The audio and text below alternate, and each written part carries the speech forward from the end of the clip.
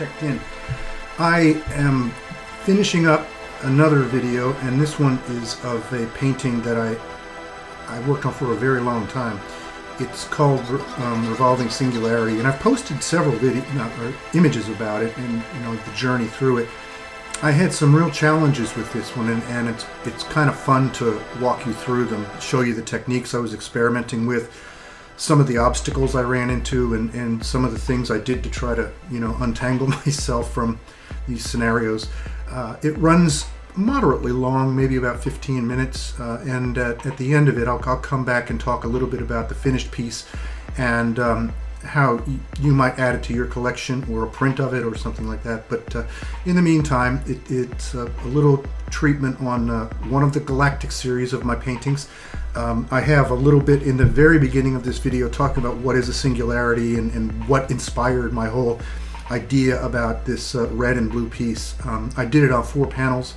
That was an inspiration a little bit from a guy over in France named John Beckley. I really like how he lays out his paintings.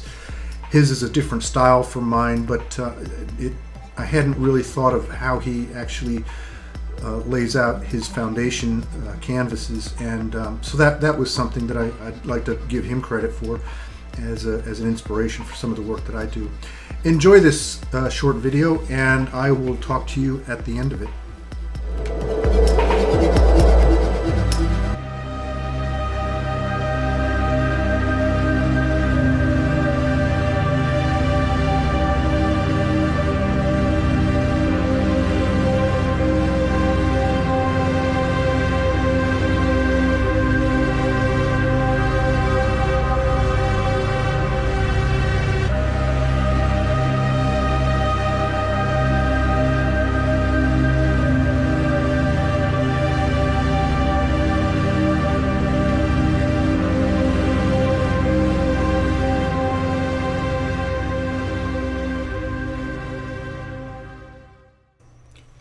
Here you see the beginning of the painting and the 4 canvases that are laid out in a staggered fashion. Again, this is inspired by how a lot of John Beckley's paintings are configured. I think it gives a pretty striking effect when it's all done, and how the colors arrange on a wall. And what you see in this clip is what my first thought was, that I was going to have some kind of an energetic feel in the very center of it, and that's why I went with the yellow. It didn't last long. I didn't like the way it was working with the red and the blue, but I liked my inspiration was to have this red and blue Doppler effect moving like the spinning black hole, and that's what I eventually went with.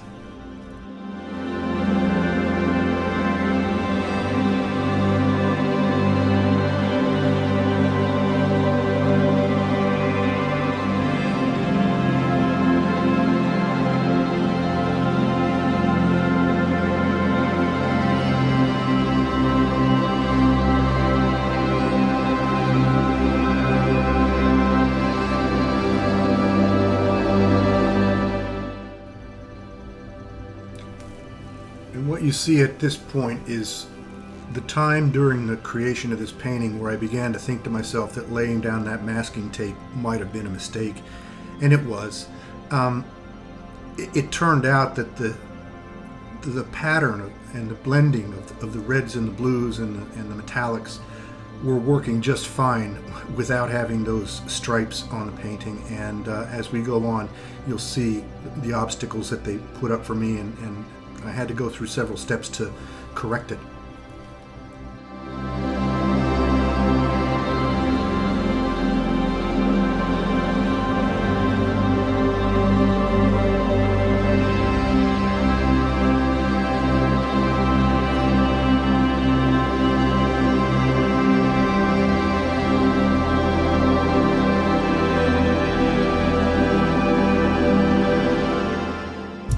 So here I'm removing the tape and revealing 2 big white stripes in what was otherwise a pretty interesting set of colors on the basic canvas. And I didn't really know what to do. I had a better than a week of artist block trying to scratch my head and think of a plan out of this thing.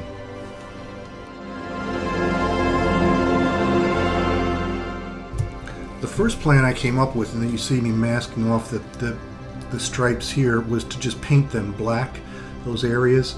And I rejected that idea because I think it would just interrupt the overall look of it. So what you see a little bit later is the actual plan I decided to pursue, which was to try to match the existing pattern that was on the basic canvas.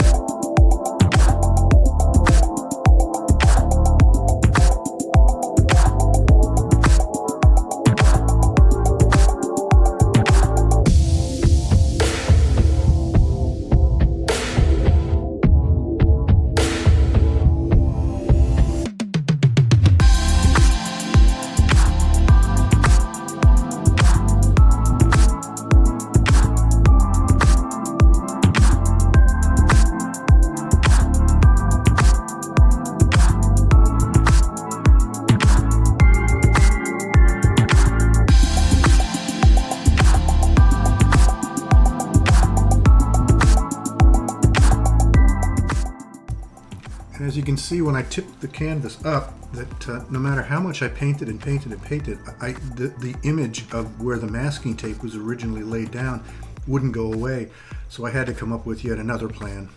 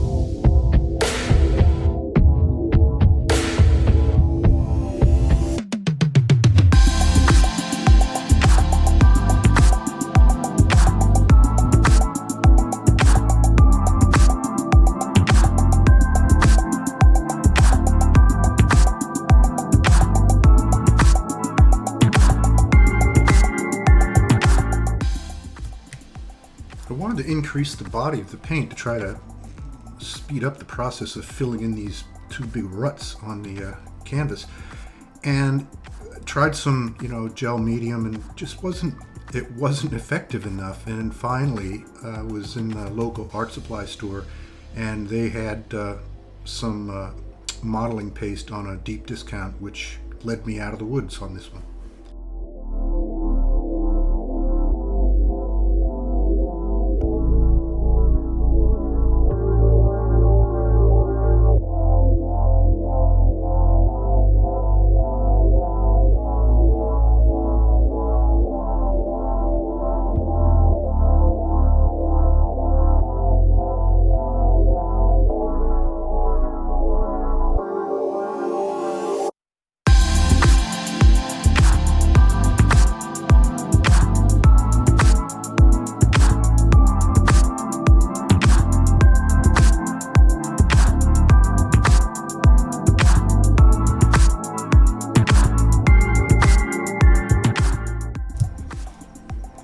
And the third principal design element that I wanted to incorporate in this painting was to use palette knife with blending brush and then add Dutch pour over the top of that foundation. And that's what you see me doing here. I had a challenge in that I didn't want to use white and I didn't want to use black, and I had these colors in really great combinations on the basic painting. So I needed the Dutch pour to somehow dry transparent. And what I thought of using there was diluted Floetrol with some pigments, and that's what you see doing on the blue side here. My challenge though was I used one of my metallic slurries, and with it dried all milky, and so I discontinued that in the rest of the Dutch pours.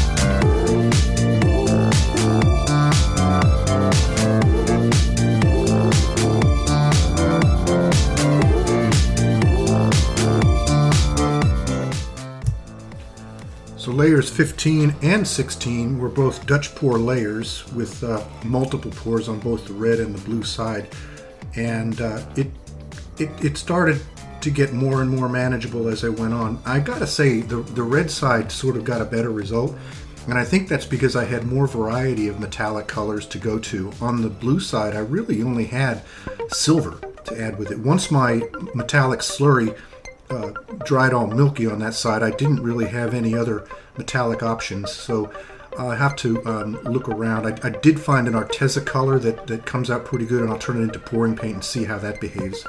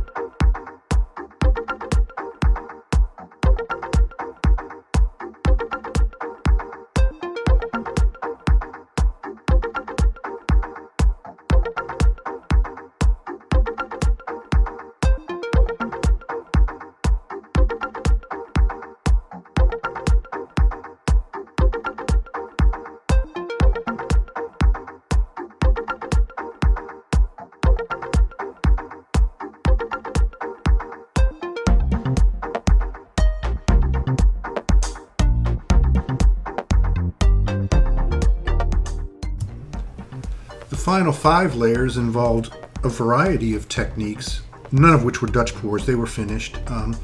Palette knife, a little bit of palette knife, blending brush along with that. Also used some sponge to embellish the central Dutch pours for where the singularity is depicted to be. And then flicking paint to give you the impression of star fields out on the darker portions of the panel.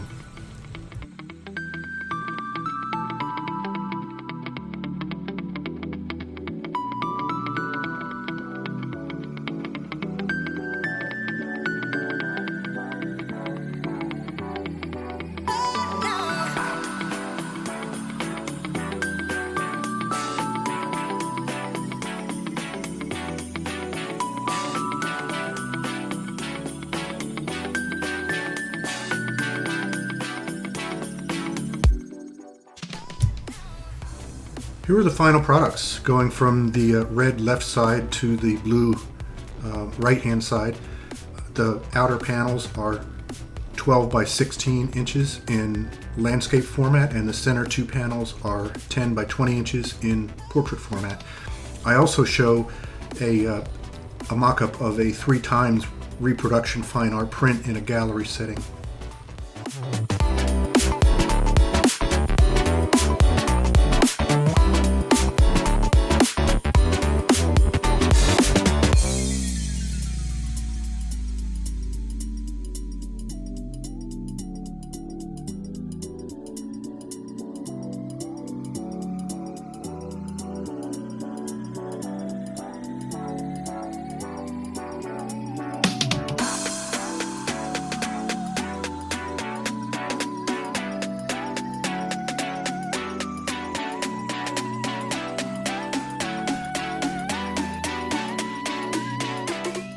Well, welcome back. Thanks for watching through to this point.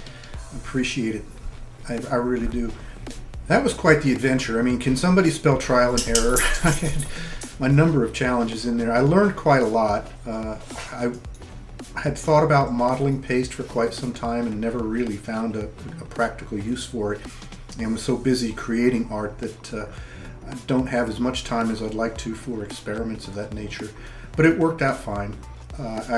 I got dumb lucky at a local art supply store and had that particular product on clearance for like 80% off, so I have some to play around with in other paintings. And I do have another painting, and this one you can say trial and error about too, because I've been really struggling with this next entry in the Rainbow Pride series. But anyway, thank you very much for watching, and I do appreciate your company, and I look forward to making other videos for you. Bye.